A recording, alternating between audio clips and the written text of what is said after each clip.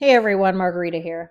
I want to talk in this video today about the organized hit that's been out on my life since around the time the trust fund was left for me in about 1989. Now, I could be slightly off and it may be 1988 or 1990, but for some reason I believe it was 1989 when this all happened. Um, so from the time the trust was left for me at that time period, it was my mother who went in the room with the attorney who was handing out what each person was left by the deceased party. And there was a couple handfuls of people who were left in his will, who were all left something. And so there was a several groups of people at his business offices where this all took place after the funeral. And my dad was there as well, but he was talking with other people, and he knew everybody there. Everybody there knew each other, and he was talking with some other people. And when it came my turn to go in, my mom went in without my dad. And this is how she managed to gain control over the trust fund and what was happening with it. And then going forward, how she was able to carry all this out. Because my dad had no knowledge of this, he knew I was left something, but she minimized whatever it was. And she said something along the lines of he was going to pay for my college. But she created so much catastrophic disaster from that point forward, so much chaos that no one even remembered that this trust was left for me or anything at all was left for me. Just time went on and everything was so chaotic and extreme. I was in extreme flight mode my entire life. And I still am. This really has not stopped. It's not going to stop until arrests are made.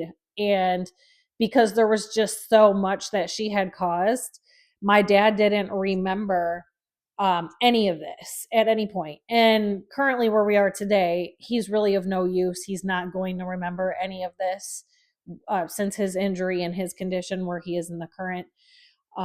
But she did that intentionally so she could control it and had orchestrated this, all the things going forward to make sure that this money would go to her and not me.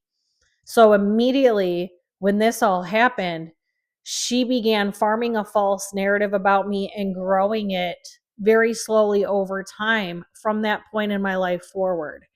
And I don't believe she told anybody else. But she just started on with these delusions about me, making up stories about me, telling people I've always been known to lie. I'm always known to steal. You can't believe anything I say. All these things, like I'm just this problem child. And she had already started this prior because I had already confronted her on poisoning the batches of food prior to this. And I just didn't know any better, that I should have never threatened her. I didn't understand how dangerous she was. And that literally her poisoning that food could have finished me off at any point in time, during my childhood, during any of that time frame.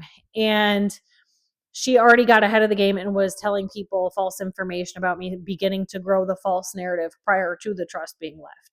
So when it was left, she then took it a step further, um, made what she was saying a little more extravagant, and just slowly grew it from there over the course of time, intending on making sure these funds were accessed by her, that they were all going to be given to her and not me.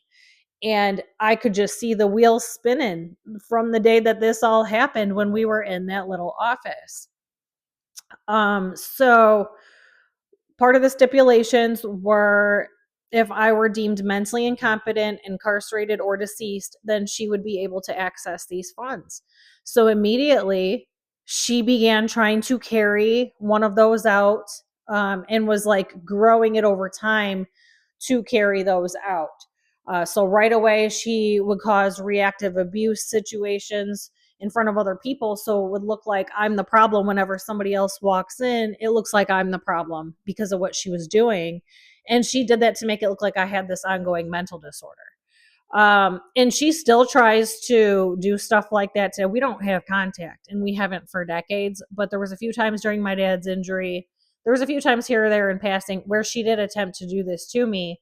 I'd say in the last like 10 years or so, or even like the 10 years prior to that, the few times we crossed paths, which is very rarely, she has attempted to do this as well.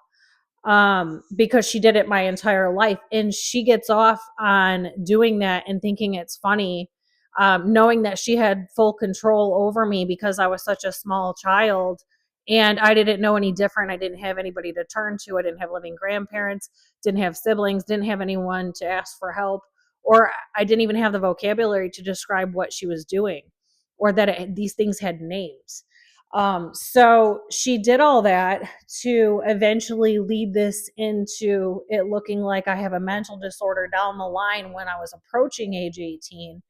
And she began using the police department in Brownstown, Michigan, and she began using a psychiatrist who was out of Wayne, Michigan, um, trying to have me deemed mentally incompetent, feeding this woman false information. This woman is operating on it.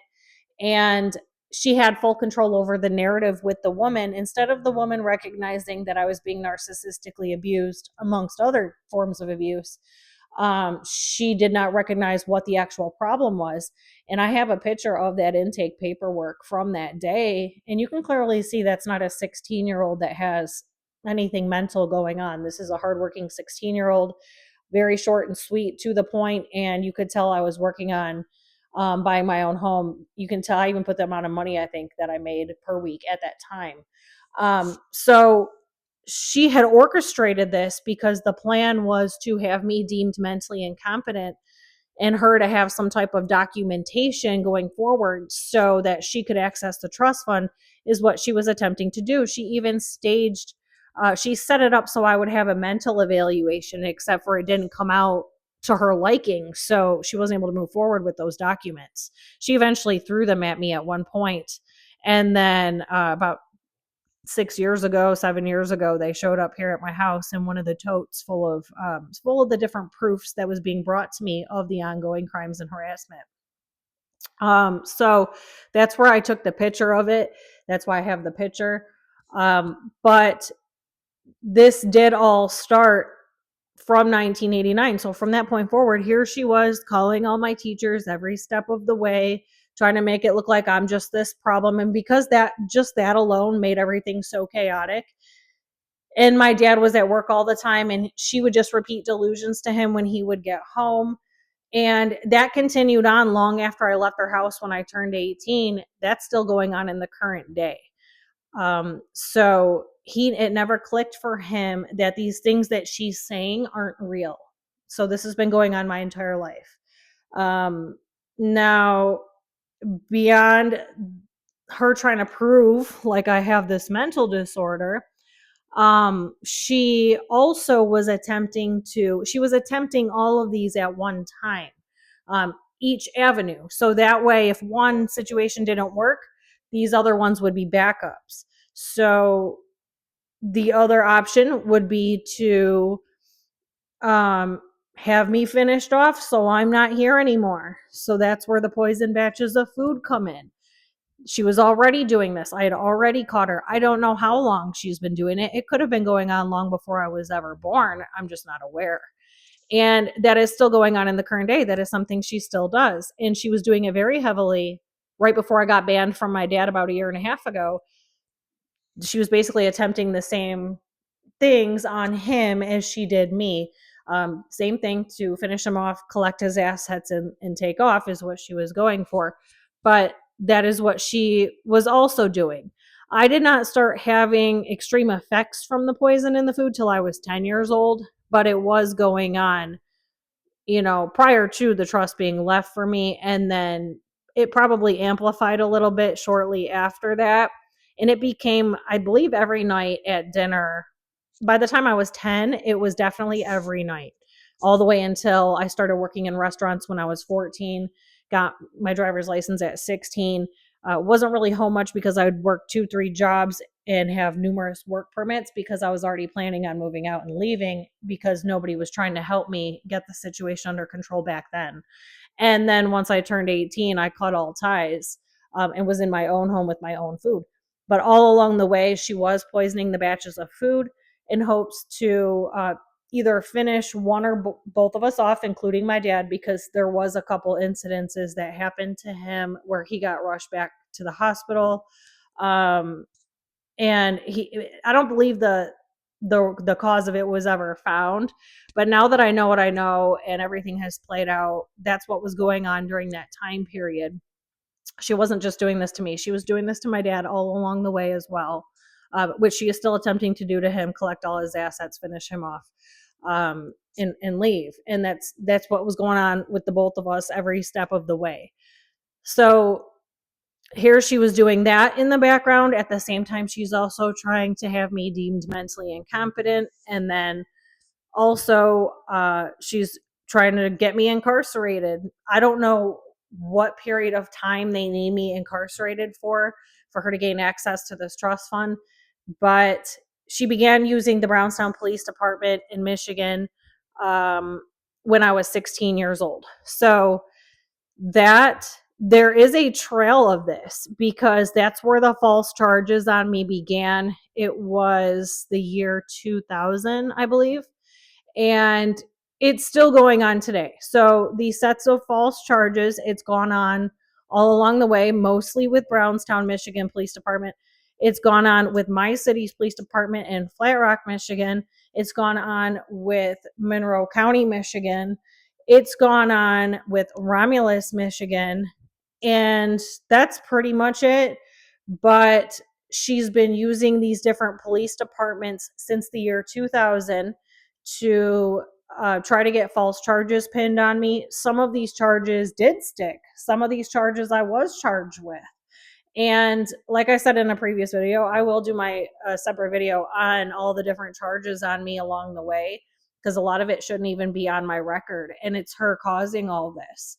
So that's also pertaining to how the Flat Rock Police Sergeant Matthew Wilczynski has caused numerous problems in my life, where I made 2 videos about that. And then it's also pertaining to Detective Mike Ramsey in Brownstown causing these problems and orchestrating false charges on me. It's pertaining to all of it, and there's more. So I will be doing individuals on the rest very soon. I'll be coming out with those and the other officers involved in that as well, because it's many different times over the course of all these years that this has happened. But that's the reason for it.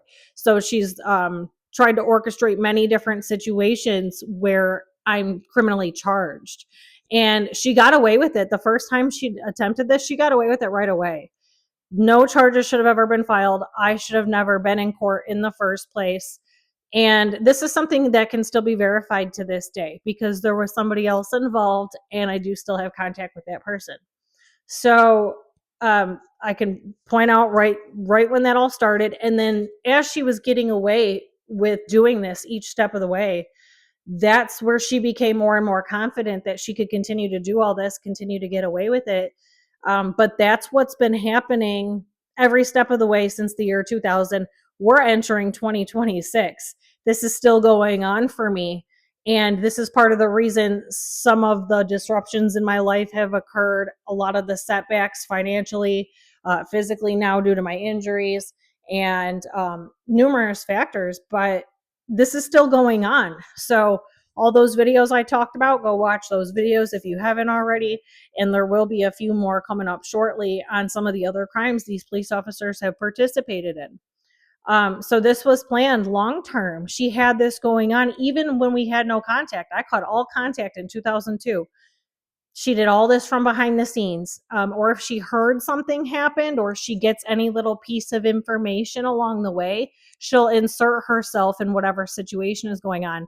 Call to the top of whoever's in charge, get them on the phone, and manipulate them and get them to work with her and operate against me and cause problems. And she feeds them a whole false narrative about me, and they believe I'm this horrible person. I did all these things, and they continue to operate on her behalf. Now, these are crimes and harassment because these are delusions. This stuff isn't real. So that's what's been going on every step of the way. She had this plan since 1989.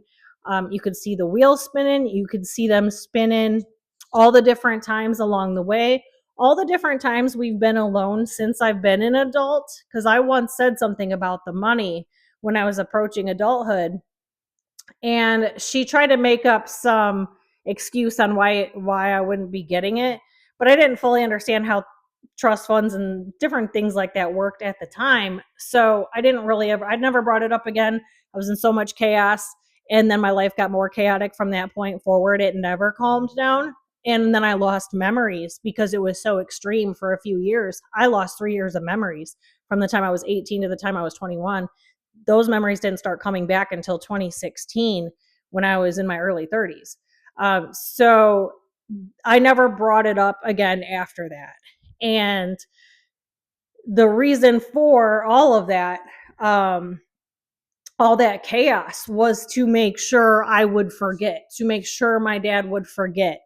And that is what happened. My dad didn't remember any of this. And I even verified, it was something I had said along the way when I was getting ready to purchase this house in 2017. I had said something to him, and it had to do with me already being injured, having the baby, me not being back to work yet. I was already supposed to be in a house that I purchased. First of all, I was supposed to pay cash for my next house. There shouldn't have even been a mortgage.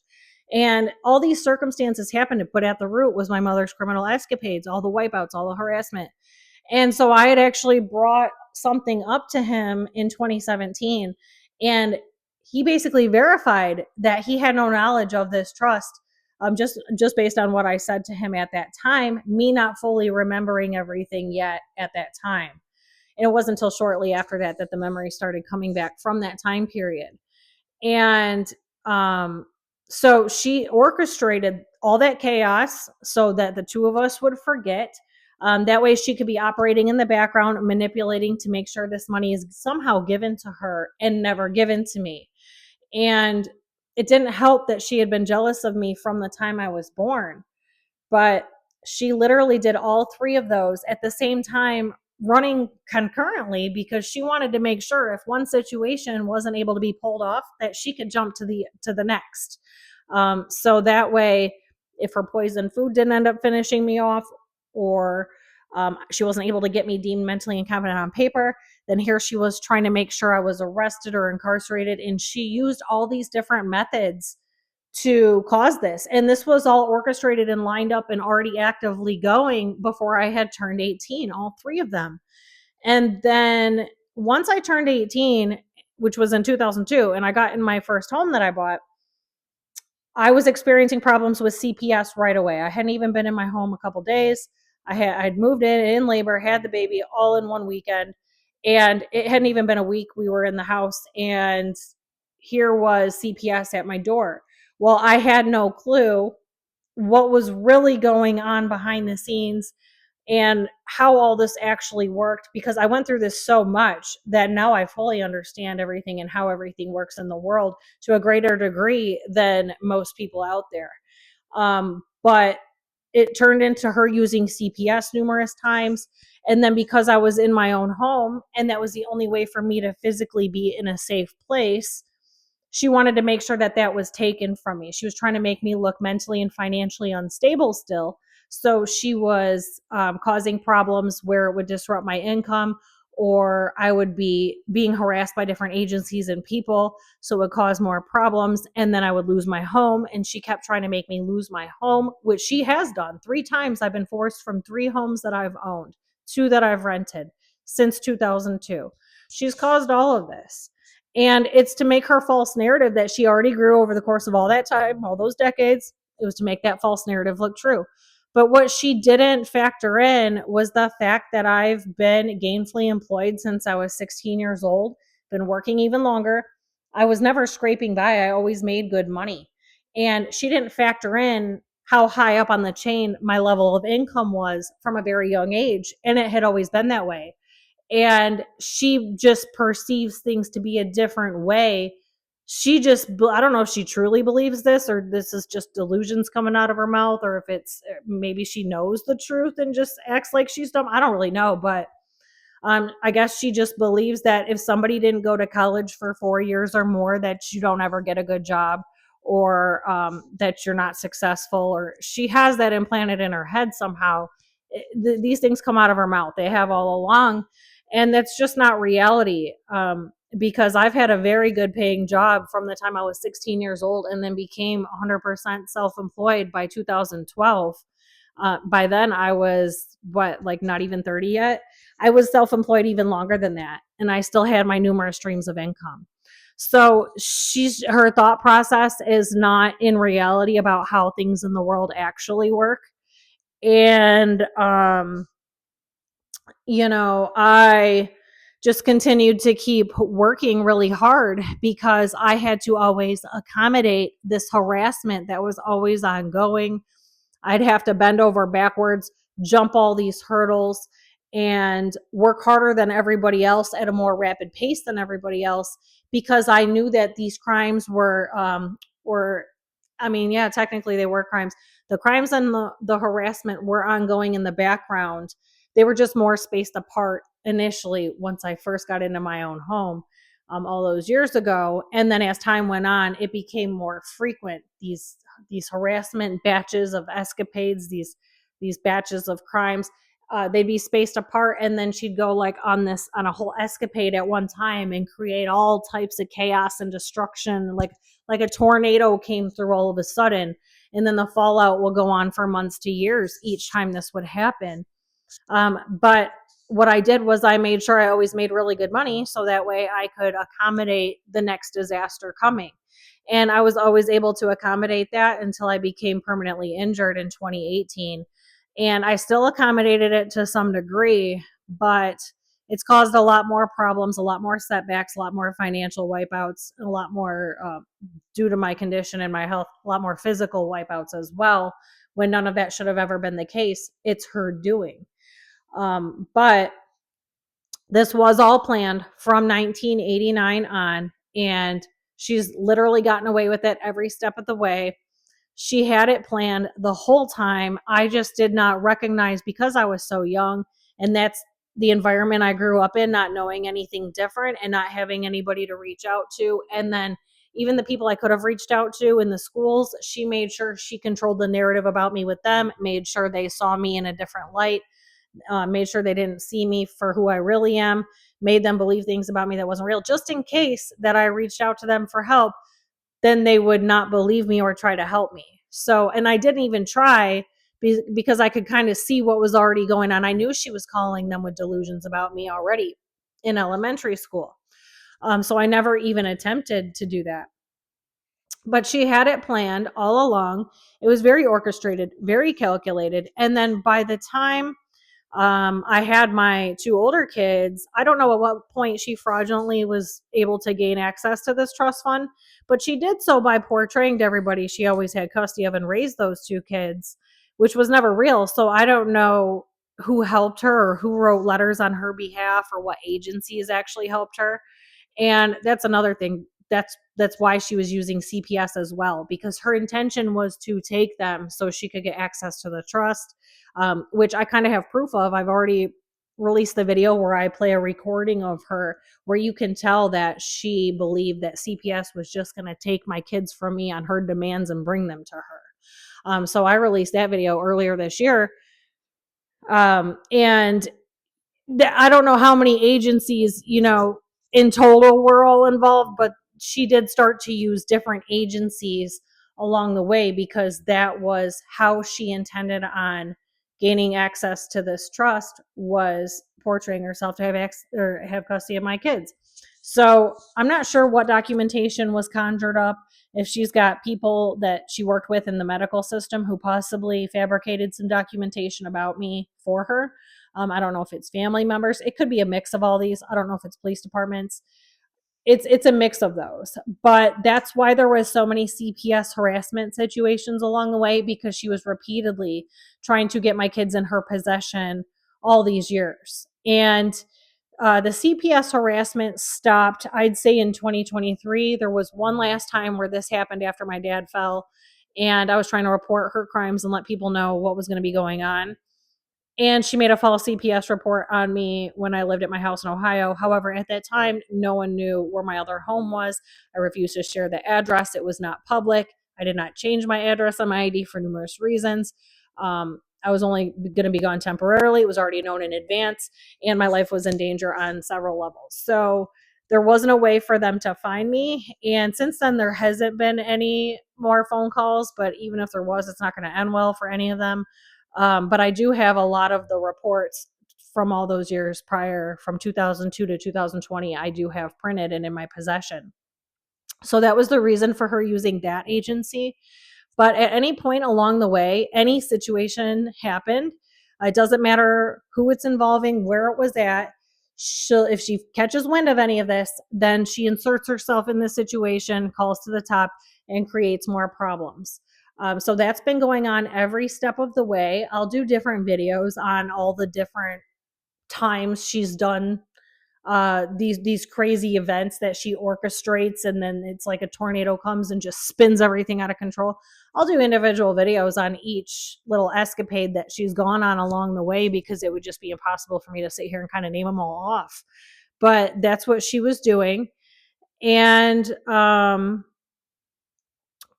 the way, at some point, after she no longer was able to get her claws into like proving legitimately she has custody of my kids, either way you look at it, this was never real.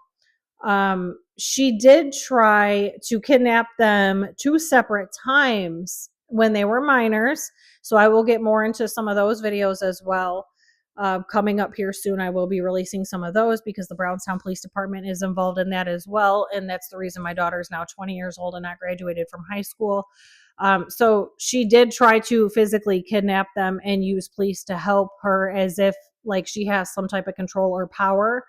And they operate on her delusions, and these are crimes. So that all happened to some degree, 2 separate time periods.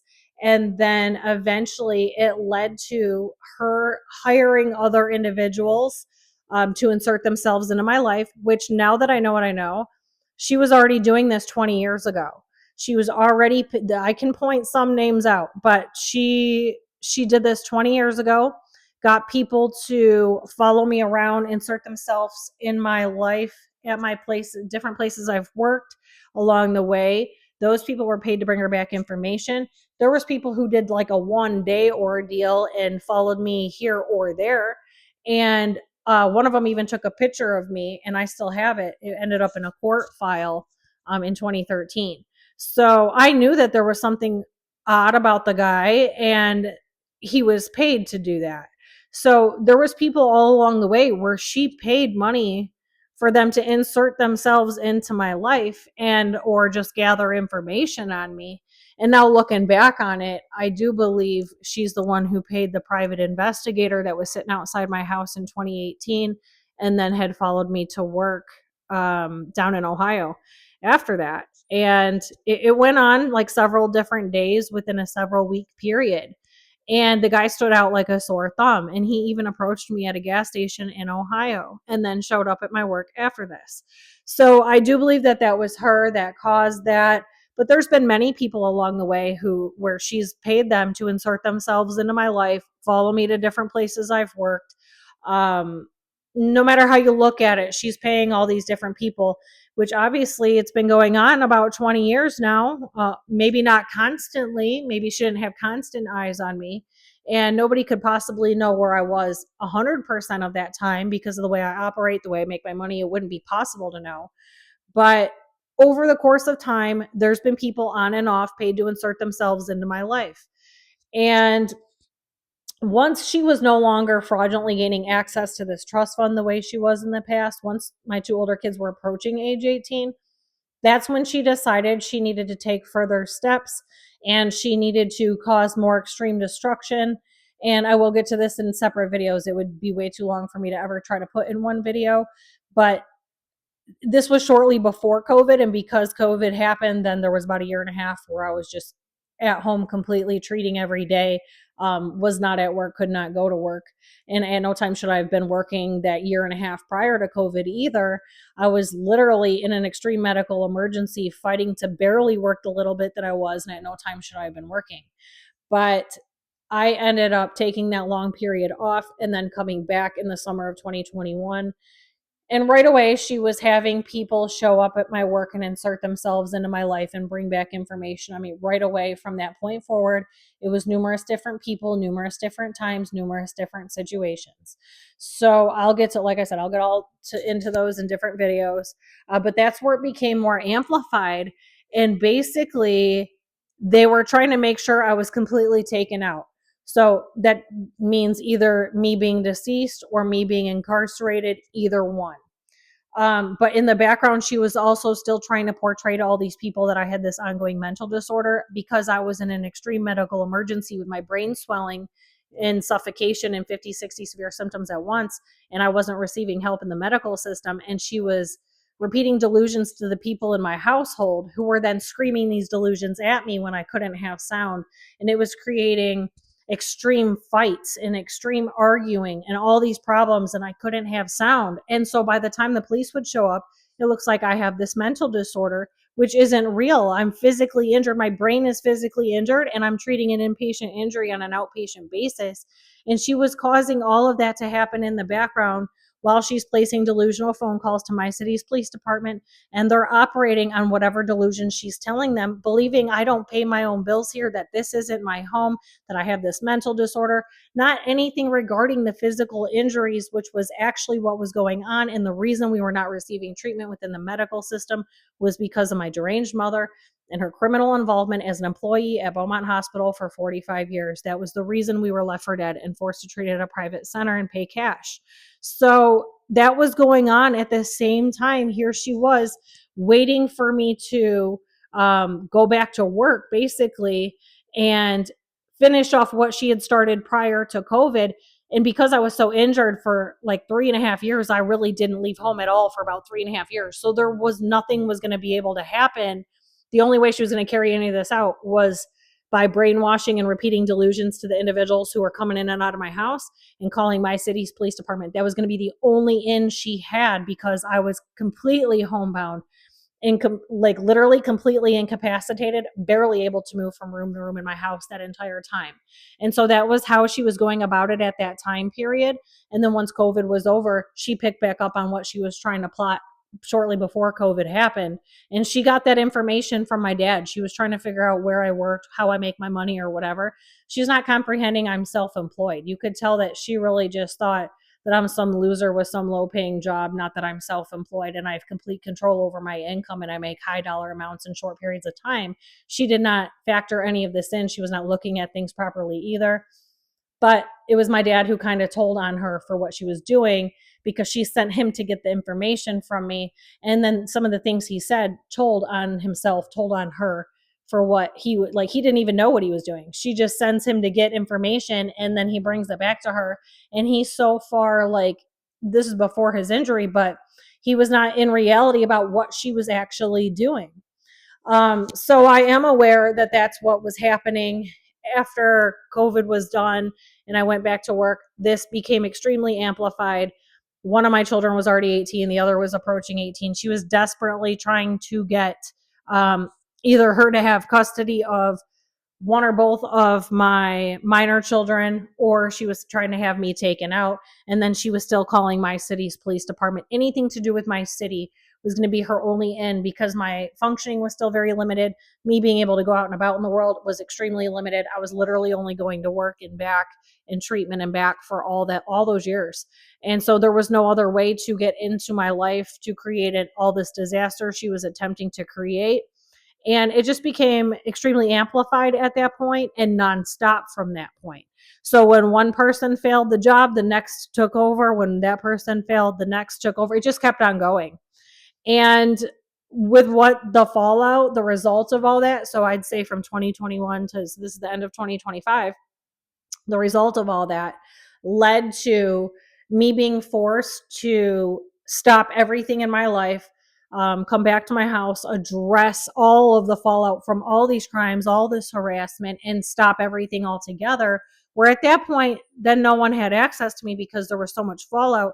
Treatment had stopped. Treatment is required to keep us alive in order for me to be able to do even a little bit of work because I am considered permanently disabled. I'm not doing a whole bunch of work the way I used to before I was injured, but I am getting things done. It's just at my own pace.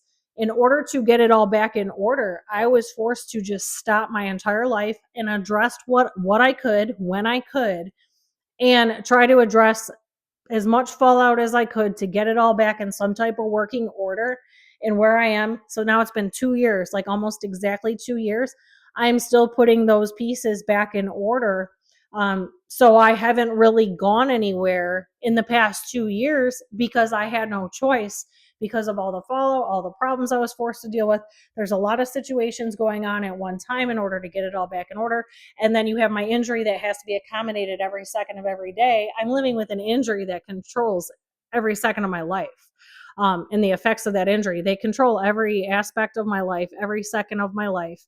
And that can determine whether or not I can go about making some money or I can leave my home or not. There's a lot of factors involved. There's sometimes I'm completely incapacitated still, and I do spend about a third to a half of my waking day either treating the ongoing symptoms or like managing the symptoms or under treatment. And then now that the center is closed where we received 6 years of the better treatment, it's a lot harder to treat because I'm working with just the home chamber that I have and the other methods of things I have to use to like try to get the symptoms under control every day, try to maintain that balance. Because the second that that's disrupted, then I become more incapacitated or I become in an extreme amounts of pain and suffering with a lot of symptoms.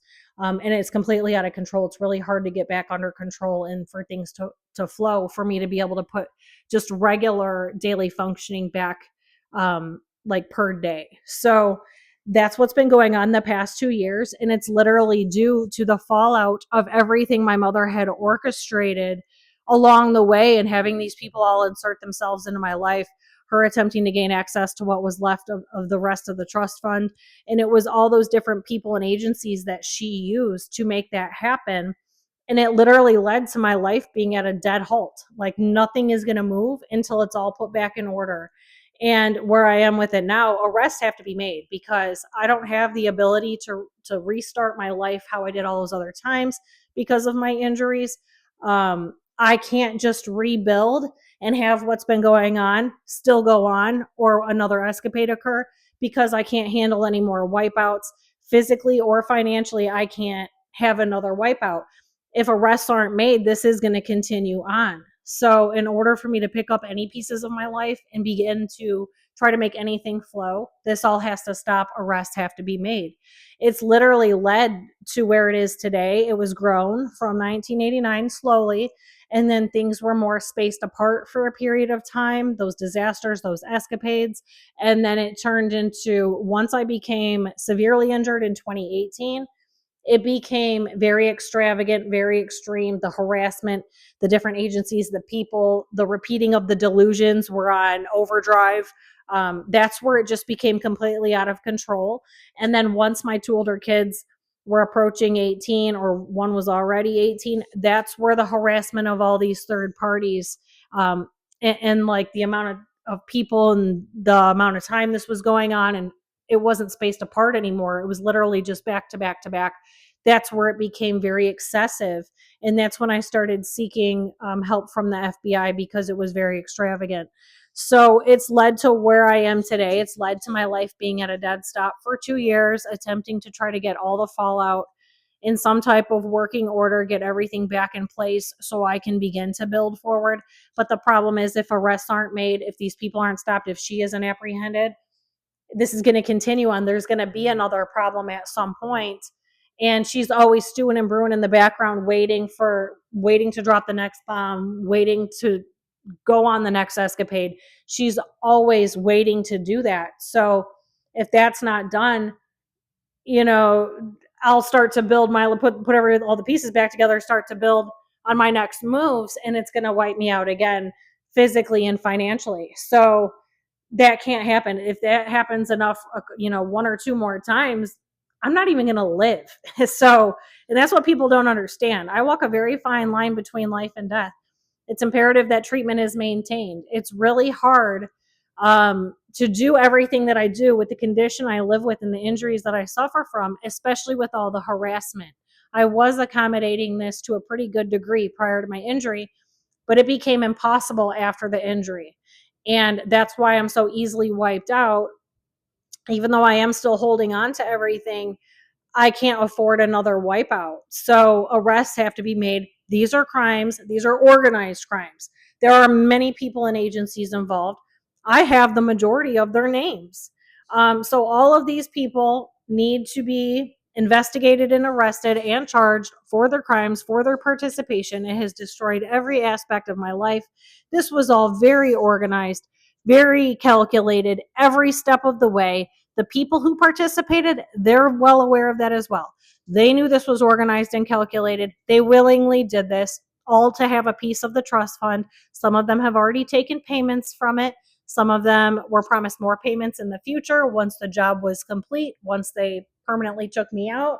And it didn't matter the method they used, didn't matter if I was deceased or incarcerated, or if they managed to get me deemed mentally incompetent on paper.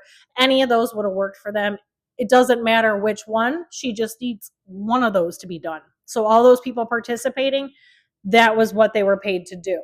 However, I've been aware of this. I've been aware of what she's been doing, and I'm aware that she's been growing a false narrative about me for decades. And I'm aware the information that she gives all these people is not actual information about me. These are delusions. So I've known every step of the way about that. But this is an organized hit. I am wanted, not here anymore. That's been the case since 1989. And that is still what she's attempting to carry out in the current day. So I don't know who needs to hear this or what agency needs to pick this up, but with all the social media sites that I've been using, one of them should be contacting the proper agency to begin an investigation, especially once I release the next several videos and the next few batches of people and agencies who've been involved in all of this. So that's where I'm at with things. The hit is still out on me. So if I disappear and no one hears from me, that's why, because that's what they're attempting to still do. And all of these people don't want to be caught, and there's so many involved at this point that they're all grasping for straws at the fact that I'm making these videos and talking about all of them publicly. And these are all facts which I can prove. So I'm sure that my life is in even more danger than it was with there just being a hit out on me. Now it's much worse because now they know that I know, and I've let the whole world know that I know what they've all been doing. And they all just thought I was naive or whatever every step of the way, not comprehending I was very severely injured. I couldn't even string sentences together properly for over 3 years. So it's not that I was naive, it's that I was in an extreme fight for my life. And I was extremely fragile for several years physically. My brain was physically fragile. I couldn't do anything about it. I couldn't address any of this. And I also don't have the ability to argue with people. So that's another issue I've been having throughout the course of my injury, is arguing with people, which is also how my mother's been able to manipulate and cause further problems, because my brain can't have that because of the injuries. And she's got other people believing the injuries are not real, which then creates more chaos because she's got other people believing that's not real. But that is what's going on. And I don't know. I'll be back with more on the Brownstown Police Department in Michigan and some of the other crimes they've participated in regarding my daughter being truant and not graduated from high school. And then I'll be back with more on the CPS documents and those, because it's many different times over the years. I'll flip through the documents and go over some of the more important stuff that they've put in the documents and how they grew this entire case file on me. And I will do a video here soon on the damage to my home, the over $100,000 in damage, and a lot of the work being completed. And I'll do a little tour and show most of it completed here very soon as well, because that's why I also had to take some time off. Some of that had to be addressed. And I do have matters running in several different directions, as I always have, but I just have been unwell at the same time. So I'll be back with more very soon. Thanks. Bye.